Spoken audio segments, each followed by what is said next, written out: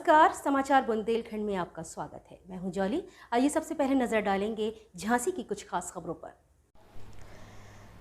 महामारी के दौर में उत्तर प्रदेश को बचाने के लिए योगी आदित्यनाथ ने हनुमान जी की तरह काम किया है।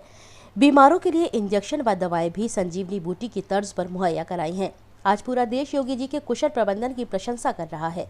यह बात बबीना के विधायक राजीव सिंह पारिछा ने पत्रकारों से चर्चा करते हुए कही है। प्रदेश सरकार के 4.5 साल की उपलब्धियां गिनाते हुए बबीना विधायक ने कहा कि आज प्रदेश का गरीब व कमजोर तबका संतुष्ट है, क्योंकि सरकार ने उनकी चिंता करते हुए निःशुल्क खाद्यान्न दिया है और बेहतर कानून व्यवस्था दी है।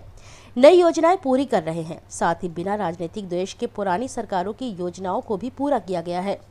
भ्रष्टाचार मुक्त शासन देकर पारदर्शी व्यवस्था दी। राजीव सिंह ने कहा कि कोरोना काल में जहां विपक्षी दलों के लोग खिड़की से झांकने में भी कतराते थे, ऐसे में भाजपा कार्यकर्ता जनता के बीच खड़े होकर मदद कर रहे थे। खुद मुख्यमंत्री मॉनिटरिंग कर हनुमान जी की तरह व्यवस्थाएं जुटा रहे थे। उन्होंने प्रदेश की रक्षा की और मरीजों को बेड, इंजेक्शन, दवाएं उपलब्ध कराई। इस मौके पर जिला पंचायत अध्यक्ष पवन गौतम, संजीव श्रृंगी ऋषि, राजेश पाल सहित अन्य लोग मौजूद रहे। झांसी से मनीष अली के साथ ब्रजेश परिहार की रिपोर्ट। माननीय योगी जी के नेतृत्व में जो उत्तर प्रदेश सरकार अपने सफल 5 साल पूरे करने की तरफ बढ़ रही है, उन 5 सालों की उपलब्धियों के लिए आप सबके बीच में एक वार्ता करके समाज को जो 5 सालों में जो उपलब्धियां मिली हैं उससे वैसे समाज तो परिचित है ही, लेकिन एक बार और उनको आपके माध्यम से वो सारी जानकारियां उनको उपलब्ध हो सके।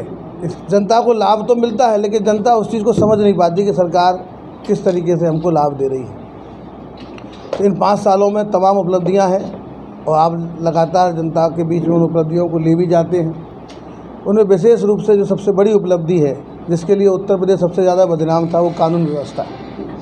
कानून व्यवस्था के नाम पर उत्तर प्रदेश सबसे निचले पायदान पर होता था।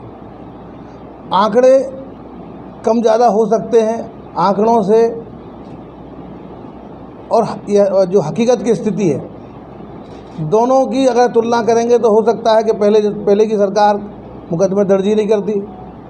अब सरकार में कोई भी व्यक्ति जाए अपने मुकदमा दर्ज कराए, तो उनकी तुलना में आप लोग प्रश्न उठा सकते हैं। लेकिन जो जनता के मन में विश्वास है, पड़ोसी राज्यों के मन में विश्वास है और पूरे देश के मन में जो उत्तर प्रदेश को लेकर संतोष है, ये प्रमाण है कि उत्तर प्रदेश ने बेहतरीन काम इन 5 सालों में कानून व्यवस्था के ऊपर किया है।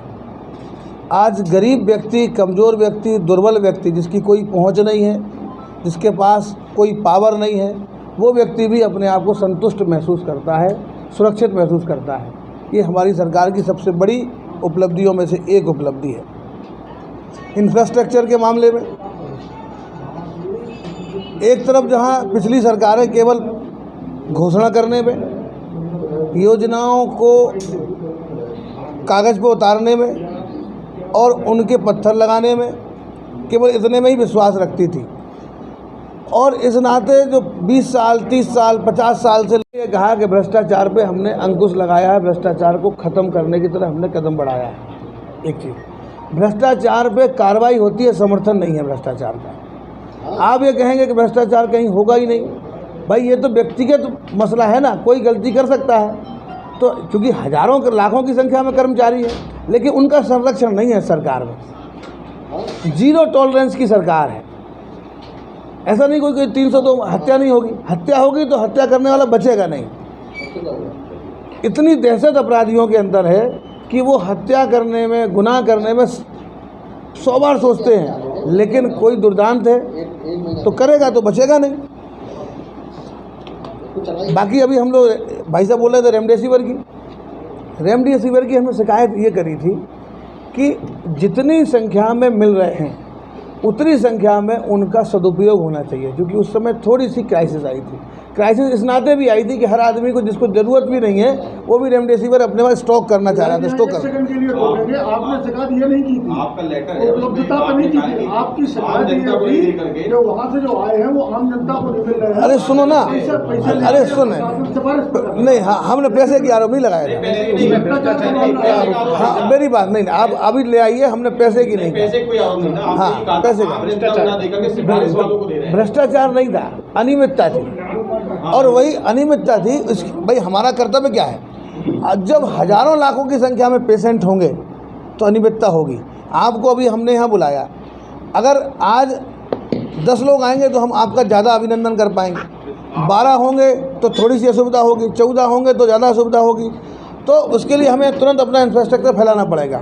इसके लिए अगर कोई चीज़ कहना ये लापरवाही को रोकने के लिए है, लापरवाही को बढ़ाने के लिए नहीं है। लापरवाही कम से कम हो, सुविधा ज़्यादा से ज़्यादा हो, ये हमारा कर्तव्य है। और जब जितना बेहतर इलाज झांसी में हुआ, आज वैक्सीनेशन के मामले में झांसी सबसे ऊपर है, आपको तारीफ करनी चाहिए, नंबर 1 है झांसी। ये हम लोगों का ही तो प्रयास और दबाव है, जितना बेहतर